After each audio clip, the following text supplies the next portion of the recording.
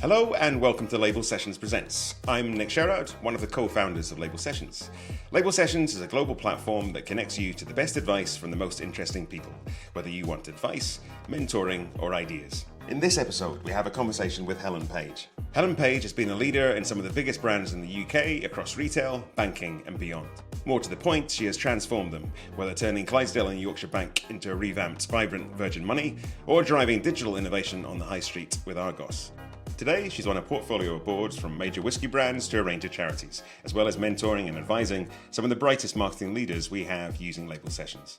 Iain from Label Sessions talks to Helen and finds out what she's all about. Get started. Tell us a little bit about you, what brought you to where we are today, and some of the most important milestones in your life today. Oh, wow. Okay. How long have you got? Tell me about me. Currently I have what's called a portfolio career. So I left my executive role about a year ago. I was working at a bank, quite a popular bank, and I decided I wanted to expand my board career a bit more. I'd already started one non-exec position. That was with a whiskey company here in Scotland, which is very exciting, something very different for me. I've never done drinks before, so that's been really interesting. And I just decided that, this is the time. It's probably a bit earlier in my career than I thought I was going to do it, but it felt right. It was the right time, and I think post-pandemic, a lot had changed where I was working, and a lot had changed about me and the things that I felt were important. So that was why I decided to go portfolio. I'm a board trustee for two charities in Scotland. One is the animal charity here in Scotland, which is a fascinating charity, really multifaceted business. And the other is with the Scottish Charity Air Ambulance, which again, I've never been involved in emergency medical care unless it was for one of my children through my career. So that's a really interesting one to do. And yeah, I get to work really quite flexibly. I get to work when I want to, within reason, obviously. And I'm much happier in my life. I think milestones wise, I've had quite a long career. I've worked for best part of 30 years now. It doesn't feel like that sometimes, but it is. And done lots of different things, met lots of different people, had some amazing jobs, working with some amazing brands. We'll probably talk about that a bit more. But yeah, feeling really good at the moment, really happy, more time for my family, and enjoying some advisory work, doing a bit of brand advisory work. I get to talk at events, been talking at a couple of universities recently about my career. So yeah, really interesting time for me. If we went all the way back to the beginning, Ooh. is this the career path that you had in mind? Did you as you were growing up, did you go, I want to work in marketing, or did you have something completely different in mind? So when I was a kid, I wanted to be a pilot, and it didn't work out. No, I did. Did you see Top Gun? Is that where it was? I didn't even want to be the fighter pilot. I think I wanted to fly BA jets or something. Yeah. Well, a friend of mine saw Top Gun and actually became a fighter pilot. Can you believe that? At least somebody did. I know, exactly. At least somebody did. No, I don't. I think like all little girls, I probably wanted to be a vet, and then I knew what was involved, and I was terrible at biology, so didn't want to do that. I actually went to university to take law, and decided very quickly I wasn't very good at that either. No, I didn't actually think about what I wanted to do. It was all a process. I went through university, I probably started to think a bit more about marketing, creative side of things while I was at university, but I didn't have a big plan. I actually, when I was younger, thought I will get married, have a big family, which I did. I will work probably, but I didn't really have career aspirations. I don't know what, I just didn't. So I went through the process, education, came out and kind of fell into research really, which I think a lot of people do. And then, marketing was a kind of thing. I'd done a bit of a major in marketing at university as part of my degree. And so when the opportunity arose, which was quite quickly into my career to do marketing, I sort of got on that path. But yeah, it wasn't always the intention, really. Wasn't planned. No, it wasn't planned, and certainly not. I've spent most of my career in financial services. That really wasn't planned. Although that's been fascinating as well, because I mean, financial services touches every part of people's lives. And I think especially when in the jobs that I've done, marketing, product development, strategic roles, that's been about, and customer experience, about creating the future, trying to change the way banks operate and the way that they service their customers. That's been very much part of what I've done. So yeah, really interesting, but I didn't plan to work in financial services either. Did you have like a big break? It was like a movement that was sort of, this was a really important big break earlier in your career, or a transitional moment that sort of, maybe that was the switch to financial services? Yeah, I'd worked in government roles early in my career, and I knew that wasn't for me. So I knew government wasn't my bag, and I wanted to get into the private sector, and I applied for quite a few roles at the time, and I landed a job at Abbey National, and it was sort of in a product management role actually. And then I think the big break for me came. I got a call from a headhunter one day, and it was this really sort of lively headhunters, as they often are. They had this fantastic job for me. And I wasn't really looking to move. I was in a great position. I was head of marketing at Abbey by then, and I think I was about to, I can't remember, I was about to go and have another child. I've had lots of them. So I was not really thinking about a move. And she said, well, look, I've got this great retailer for you. And I was like, retailing, I can do shopping. And, I was thinking John Lewis, Boots were really interesting at the time. They were doing lots of different things. I was even thinking it might be a supermarket, an Asda or a Waitrose or whatever. And it was Argos. And I was, okay, I'll go and meet with them. I wasn't an Argos shopper. My husband was an absolute Argos shopper, and I used to give him hell about it at the time. But I went along, I met the marketing director at the time. He was amazing. We got on really, really well. And I thought, yeah, this is going to be fascinating. So I moved from banking to retail. It was my first really senior job. I had a big bump in salary at the time. I got lots of responsibility. I got this big team. And I had a ball, absolute ball. We were relaunching the brand. We were changing it from a catalogue company to a retailer. Within a year, we were number one for beds and number one for phones and number one for jewellery. And interestingly enough, and it was just fascinating. I changed the advertising, I changed everything in the first year, the team, the PR. It was just brilliant. I got to work with some amazing people. So I'd say that was probably my big break. It's amazing trying to describe Argos to a North American. Really, really hard. And then you have like the little pens and the kiosks and things. You changed all that. I did. I was responsible for click and collect. Okay. Click and collect was one of my things, and fast pay terminals. Yeah. We're going back some time now. That was about 2002, I think we introduced those. So we were really, really new on the high street introducing quick pay terminals. Getting Argos shoppers to use them was a challenge, but yeah, it was a really interesting time in my career. And that sort of leap from, steep learning curve, came out of banking, didn't know a thing about retail other than how to do it really well.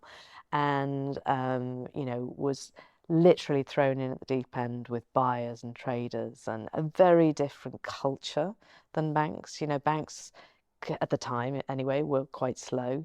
Retail was really, really fast. We would be out there on a Friday morning in Currys or Comet or whatever it was at the time, looking at what they had on offer. We were rushing back to get our deals out there the next day. So it was really fast paced. I loved that. It just got a little bit repetitive for me. You have Christmas, you have January sales, you have Easter, you have summer sale, you have, whatever. And once you've done that for a couple of years, it's kind of, what's coming. So you'd done that for a little bit, and then you went back into banking, right? I did that for a bit, and then I actually went on maternity leave. And during my maternity leave, my boss went to a very big role in RBS Group. And he'd never done banking before. He'd been the complete opposite of me. He'd done FMCG and retail all of his career, and this was his first time in banking. And obviously I'd had some banking experience with Abbey. I'd been there 7 years actually.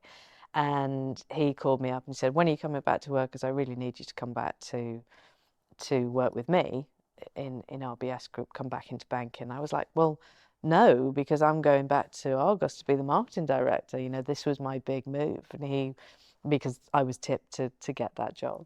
And he was like, no, you need to come, you need to come here with me. And it was literally, that's how it was. He said, and, you know, the headhunter's going to call you. And it was the same one who found me from Argos to go to Argos. So she literally said, no, you've got to go, and this is this great job for you. And actually, it was a brilliant job, and I went to RBS to actually be the brand director of NatWest, and within a couple of years, I had RBS and NatWest and lots of other brands, and I was working back with him, which I really enjoyed, and he was a great mentor for me as well. So yeah, it was good times, and that was a period in banking where things were growing quite fast, changing quite fast, quite a lot of technical development, mobile phones, mobile banking was coming in, all of that. So there was a huge amount to do and great things to do with the brands. So back into banking. So in those roles, when you do the Argos thing, you go back into financial services with RBS, how do you do lots of things? How do you have the confidence to make change happen? Yeah, tell us a little bit more about that. Yeah, I think there's always a sort of, oh, can I do this moment? And am I ready for this next role? And, you know, I think going from Argos and having had a bit of time on maternity leave, although it wasn't very long, you know, I was like, oh my God, am I ready for this? And moving from Abbey, you know, that was the last time I'd been in banking, head of marketing, yeah, it was quite a senior job, but then to go to a director role, it was completely different. And it'd only been a couple of years, really, about 2.5 years. So there was a level of sort of anticipation, but I think you just, you know, building relationships as soon as you get into those roles are really important, and taking a bit of time. So nobody expects you to land in day one and sort it all out, although you will always get there on day one and people will kind of rush at you with their problems and their life stories. But, you know, I think just taking a bit of time. I'd had quite a lot of responsibility in Argos, to be fair, and I was moving into a role, couple of hundred people, lots of challenges, lots of changes to make. And from a marketing perspective, there was quite a lot to do. So take a bit of time, get to know the team. You very quickly work out who's good, who's not, you know, and who probably has maybe been around too long or might need another role. So there's quite a lot of structural stuff to do and thinking that through. And then, but just being, you know, doing your research before you get there. I had a bit of time to kind of understand the brand a bit more, talk to some senior people. And then I got in and I did actually get myself about the organisation, and don't stick within, you know, the kind of area, you know. I went and spoke to finance, I talked to the HR teams, get out into the field. So I went and spent some time in the branches, as they were then, you call them stores now. But, you know, get to know the people, get to know the front line, spend some time actually, you know, observing in the branches, talk to customers, all of that kind of stuff I did when I got there, and listened a lot. So the worst thing you can do in those situations is get in and then just have an opinion straight away.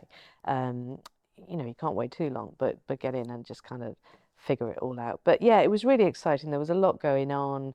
It was a period of time when, you know, banks were thinking more about tech development, online banking, you know, even thinking about mobile banking then, can you believe it? It's what we all do now. But, you know, it was early days of that kind of improving the customer experience, improving customer service, and really thinking about new products. So it was a great time, new product development, new tech development, and being able to take a brand that had got a bit quiet and a bit sort of on the back foot in banking and reinvent it was a great opportunity for me. And you got to do all that with a really big, well-known brand. Yeah. Sounds like there's some good money behind it as well to Yeah, I invest. mean, it was at the time. I think banks were spending quite a bit of money on advertising. I think lots has changed, and a lot changed after the sort of banking crash. But yeah, there was quite a lot of investment in marketing. I think it's kind of accepted that to have a really strong share of voice was important for banks.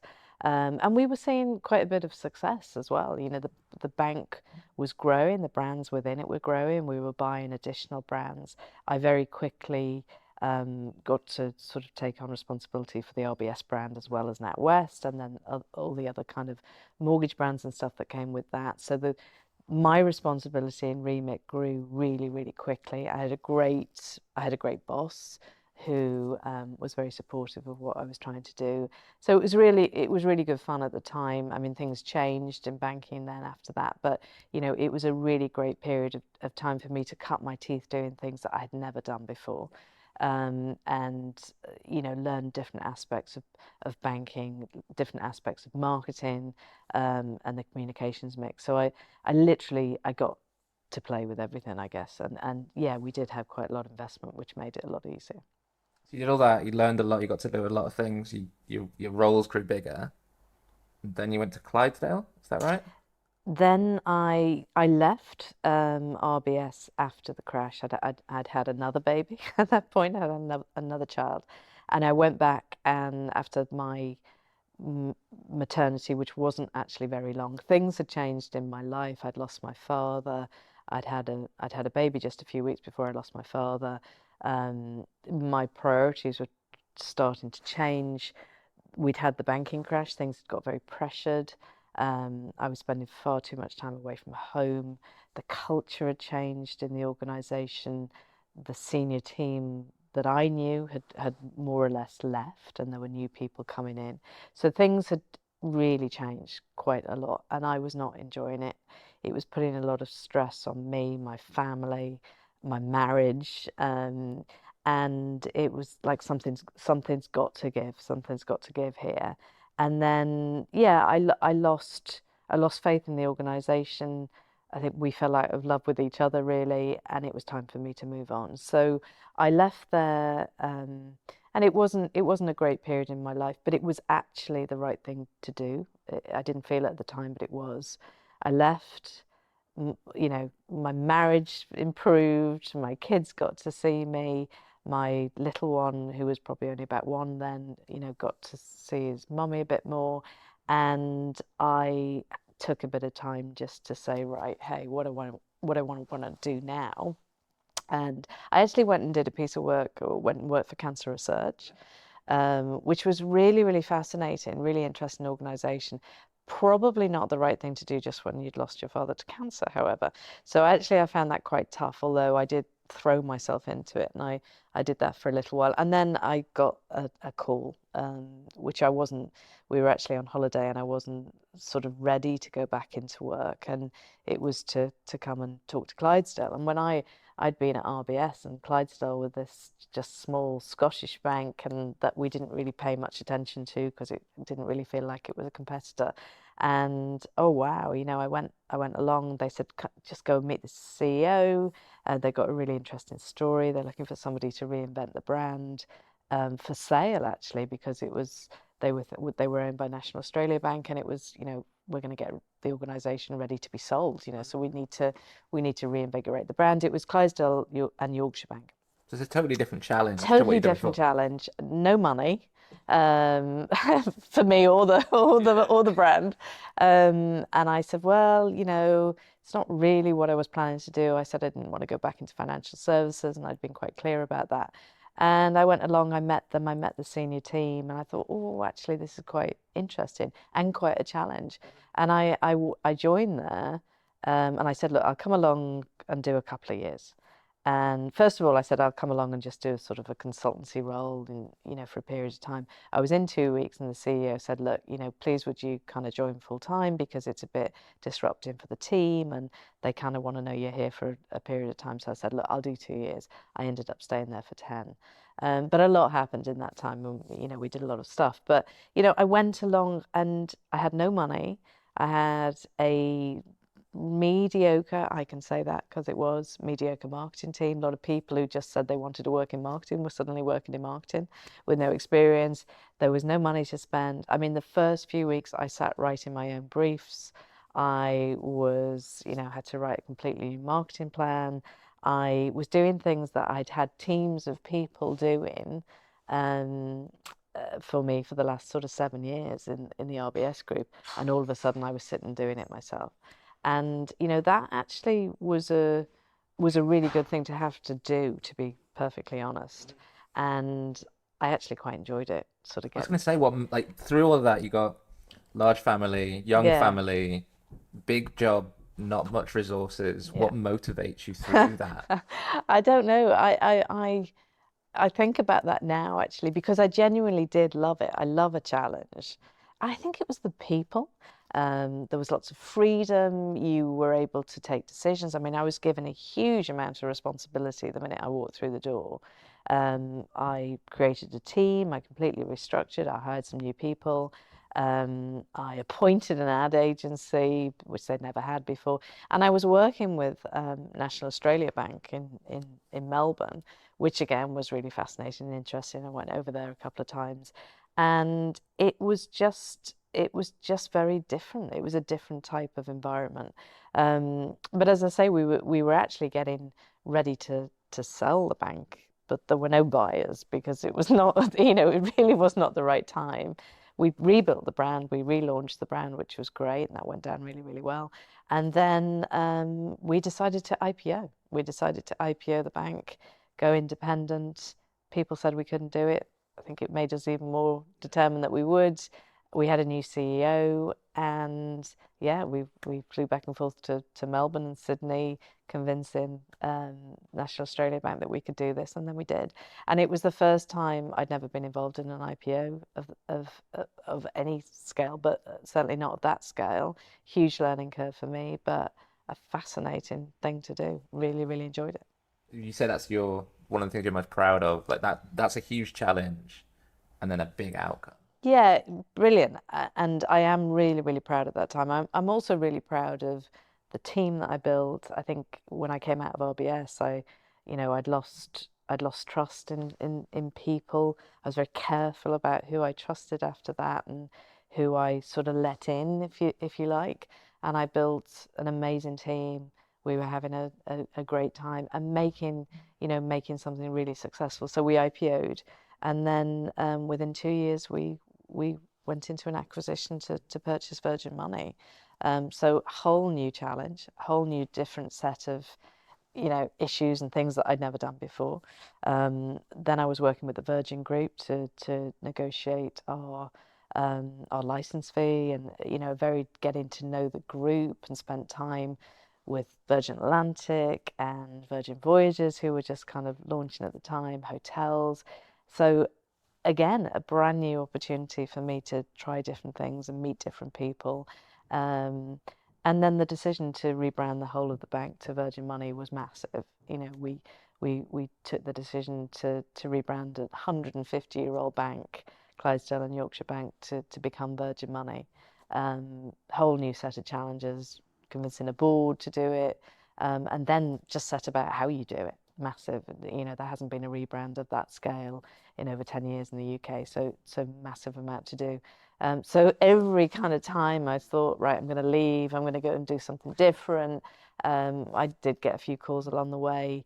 There was then the next thing to do, and a great team to do it with. So I stayed for 10 years, which is incredible. I've never been anywhere that long. You did an amazing thing in that time, just taking the slightly unloved, Yeah, storied brands and yeah. then turning it into something huge with a brand that everyone knows around the world. Absolutely, and being able to see my team grow during that time, and some of them go off and do great things because they'd had brilliant experiences.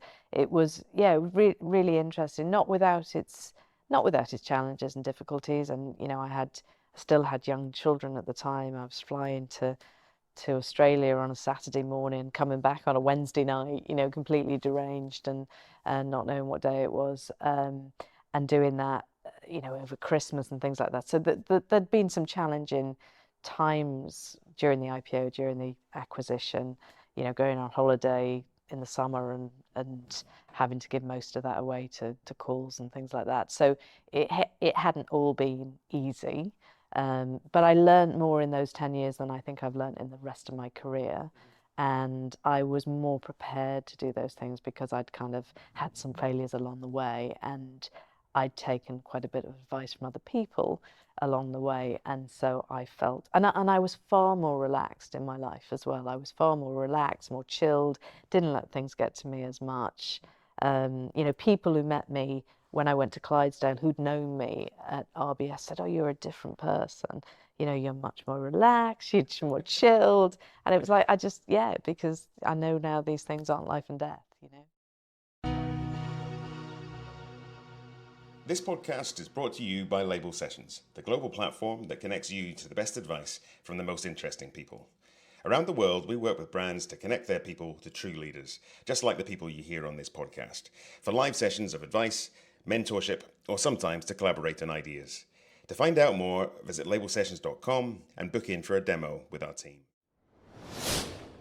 How do you juggle what's in the job with what's happening at home? Again, I learnt probably too late actually how to juggle well. But people say to me, how do you have it all? You've got 5 children and you've got this big career and you've done really, really well. Well, you don't have it all, and you do have to juggle really, really well. I have an amazing husband who, for a lot of what I've just described, took a back seat and supported the children. He had his own career as well, but he was the one at home a lot, and he would kind of fill the gaps. I had to accept I wasn't going to be at every children's play or every children's parents' evening, and that was difficult for me because I'd come from a world and a past where children first and foremost and everything, and my children are the most important thing to me in the world, and I'd drop anything for them. But I had to accept I couldn't be the full-time mum and have a career, and the way that you balance that was, we were able to have amazing holidays. I gave them a great education. We lived in a nice home, but you do have to accept that you can't have everything. I think what I learned from my period before going to Clydesdale was that you do have to separate the two. So when you're on holiday, you have to be on holiday. You have to be present, and when you're in work, you have to be present, right? But you have to get that separation, because it impacts your children, it impacts your relationships, it impacts your friendships if you don't. And you have to be quite disciplined about it. Yeah, I just know so many people who are going through that, where what do you choose to pick up? What do you choose to drop? How do you handle the family side of things? Yeah. How do you have the confidence to say no at work, right? Yeah. And years ago, and this feels like a bit of a whinge, and it isn't, but years ago, I'd be sitting around an executive table. Sometimes I was the only woman. And this is, way back, sort of 15, 20 years back. And I had young children. And I'd listened to my sort of colleagues who were very proud to say that they were going off to parents' evening, so I had to leave at 4 o'clock. And here was me thinking, I'm not going to parents' evening, because I thought if I said I was going to parents' evening, they'd go, "Oh, there she is, mum having to run off at 4 o'clock." And I lived with that for quite a long period of time. Now, I think, thankfully things have changed, and there's much greater equality now in the workplace. But back then, women did feel like that. They did feel the pressure to keep the family thing completely separate, and thankfully it's not like that now. And I've had lots of men who've worked for me and my team with families, and they've been very open and very honest about, "Oh, I've got so and so's ballet tonight," or "I've got a play to go and watch in the morning." And obviously, being a parent, I'm very supportive of that. But you have to be very supportive of whatever people have got in their life. It might be caring for, an elderly relative. It might be caring for, a friend. It might be doing something completely different. It might be, I've got to leave because my cat needs to go to the vet. You have to be supportive of what's in people's lives, and you have to be able to get a balance. And that's the important piece. I think it's something really interesting about a lot of men are looking for advice from women who went through that. And now there's men who aren't necessarily comfortable saying it, but they're trying to be better at it. So there's a really interesting, I'm fascinated by how people juggle those two things. I think being open and being honest, I think the more you give, the more you should get back. And I think that's always how I've managed my teams. There will always be people who try to take advantage of situations, and you have to be a little bit careful about that. I think for me, you know, if somebody is delivering and doing what they're committed to do and what they're there to be paid to do, then you have to, there's times in people's lives when you've got to be flexible. And luckily now, flexibility is a big thing in most organizations. When you work is more flexible, where you work from can be more flexible. I mean, the pandemic taught us that we didn't all have to be in an office 9 to 5. And people in the main, especially senior people, are quite respectful of that. And we're kind of still figuring it out now that we come back to the office and do a bit of the hybrid thing. And I think it's going to take a while, but people are still getting there. We're moving into more about advice. So what advice would you give your younger self? I would probably say to be a bit more relaxed and take things a bit easier. I think when you're younger in your career, you take everything so seriously. It's all a bit life and death, and it's not. So just to be a bit more chill. I think the other thing probably is I did try and sort of, I wouldn't say I didn't prepare for things well enough, but I think sometimes you can kind of say, I'll be okay, I'll kind of get through it, or be a bit last minute preparation for the odd board meeting or whatever. That's just not good enough. You know, you need to be on top of your stuff all the time. But I think also, you know, one piece of advice my husband gave me actually years and years ago, and he wasn't my husband at the time. I actually didn't like him very much. I worked with him. I didn't like him very much at the time. And he, probably because he kept giving me advice, but he said to me, treat people well on the way up your career, because you never know who you're going to meet on the way down. And I know that's a bit cliche, but it's really, really true. And, you know, I think that you're just respecting people, making sure that you're very open to people's opinions as you kind of go up the ladder is really, really critical. Because actually, you know, it's not that you're going to be on the way down, but you never know what scenario you're going to meet people in the future, and you always do. And I think back now, I get lots of calls from people, headhunters, asking me about certain individuals. And I'm very honest. I'm very honest about them. And that may not always be good. You know, so I was, I think, very careful about how I treated people through my career. And I think you have to listen, be respectful. Everybody's got their own opinions. You don't have to believe them or whatever, but good behaviours are really, really important.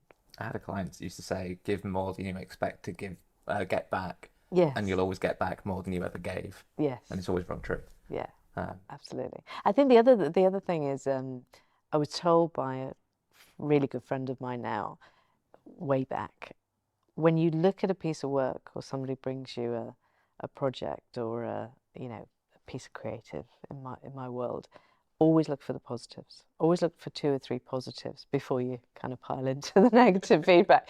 And I did that, and I kind of gave that sort of feedback to my team to do that, because it just sets that environment then for people to receive feedback much, much better.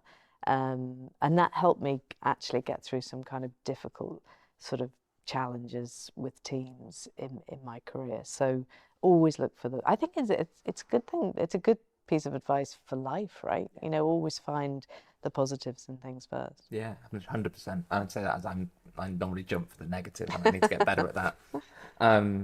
So now in this portfolio career that you're in now, you do various board work. What are you passionate about passing on to other people, whether that's people in roles that you've been doing that kind of role before, or younger generation coming through the workforce?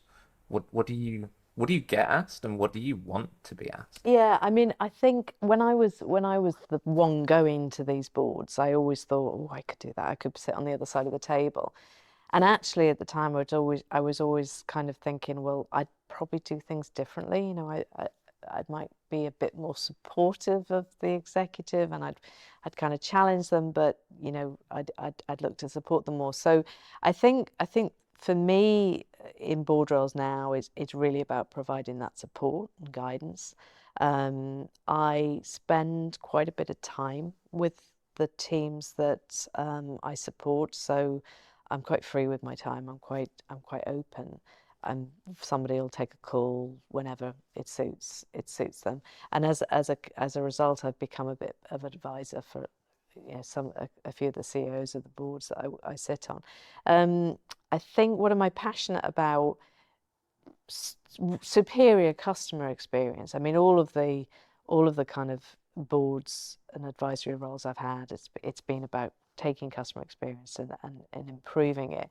When I think about the work I do at the whiskey company that I work with now, I'm passionate about, great customer service, great experiences, and bringing those to life, and great communication. I think I'm also purpose-led organisations have always been really important to me, certainly for the last sort of 4 or 5 years. And having a core purpose that everyone gets behind, I think, is really, really critical. And you look at some of the most successful brands in the world, and they have a core purpose that kind of brings everybody together. So I'm very passionate about that. I'm very passionate about great leadership and supporting development, career development, because I think that getting the best of your workforce will get the best results, and I'm absolutely convinced of that. So we'll do some quicker questions now. Okay. So where do you go to feed your brain? Wow. Where I go to feed my brain, and this probably is a bit bizarre, so it's not a website or it's not, a podcast. I go into my kitchen and I cook. And I cook and I cook and I cook. And it could be 5 o'clock in the morning. I get up because I can't sleep and things are on my mind, and I'm baking bread or making, croissants or whatever it is that's really technically difficult and challenges me. And that just makes me think. And I love watching my food porn, as I call it. But I just love, anything from MasterChef through to James Martin's my hero. And I go into my kitchen, and that's where I think. And some people like to get on their Peloton or go running or whatever. I love to go for a swim. I used to be a swimmer, but it's my kitchen, and that's my time, and I shut the door, and depending on the hour of the day, I'll have a glass of wine. I won't do that at 5 o'clock in the morning, but that's where I might do. That's where I go to get my inspiration, and feed my brain, literally. Amazing. What was the last impulse buy you made?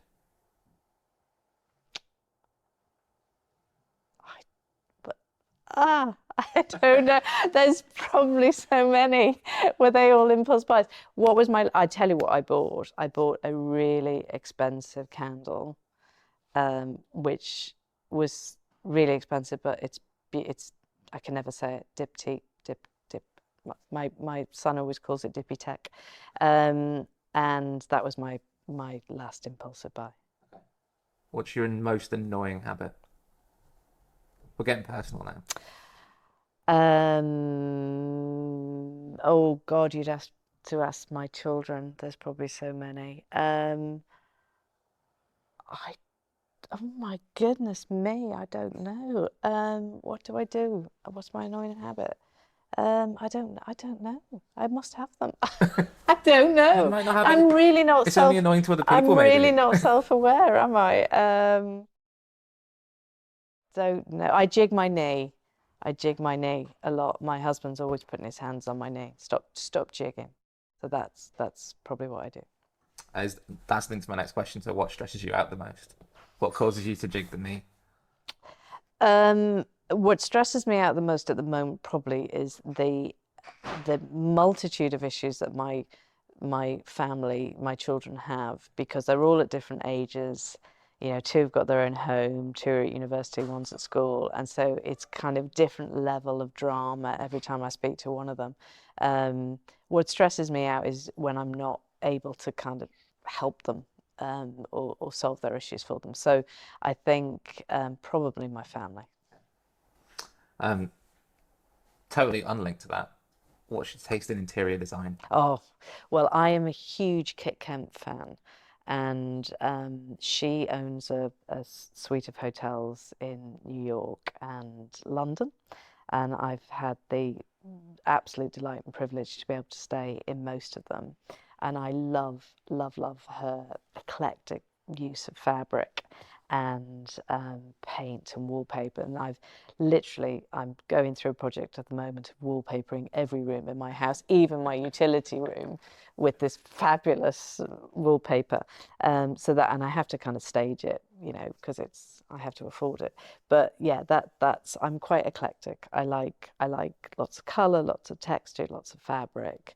That makes me happy. Although my bedroom it's kind of interesting wallpaper and paint, but my linen has to be white. I can't do pattern bed sheets. I just can't. And even though I have a dog and a cat who think it's their place to jump on the bed, I have to continue to have white linen. So you have to change the sheets a lot. A lot, or somebody does. Bring the help in. My son. What would your colleagues say about you? Oh, wow. I think they would say I'm somebody who wears my heart on my sleeve. I think they would say I'm very honest, and I have been very supportive to them in their careers. I think there will be plenty of people who say that's not the case. Because I'm very honest, I think some people can take that as being quite challenging. And so some people just don't receive that sort of honest feedback from me. In the main, I've had colleagues sort of come with me on my journey in different organisations since I was in my 20s, and I still am in contact with them now. A lot of them are my friends and I'm close to my family. So yeah, I think they would say I've been quite honest, quite supportive, and somebody they've taken quite a lot of guidance from. So in terms of what you're most proud of, I get the feeling that the answer is going to be family or the people you've worked with, but let's go there. Definitely really proud of my children. They're all very, very different, and they've all got a bit of us in them, but they're all very different. I'm very proud of them, and I'm very proud of who they've become. They're wonderful people, and they've all had their challenges, as we've all had. But they're very close. They're also all very close to each other. They all bicker, particularly the girls. But they are, great human beings, and I don't take all responsibility for that. My husband had a lot to do with it as well. But they're great people, and I'm really, really proud. And last but not least, on a scale of 1 to 10, how weird are you?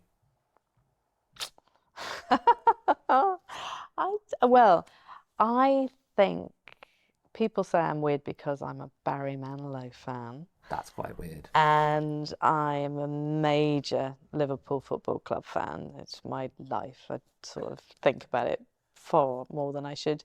So I'm quite eclectic, I think. I also love, really trendy music and classical music and stuff, so I'm quite eclectic. But yeah, that's probably my weird bit. If it was your kids describing your weirdness, would they say weirder or less weird than you'd self-assess? I don't think they think I'm that weird, actually. I think they think I think my girls love me to bits. I think my boys love me, but I think they think I'm really great and cool and trendy because I probably finance their life. I think my boys get a bit stressed how passionate I get about the football.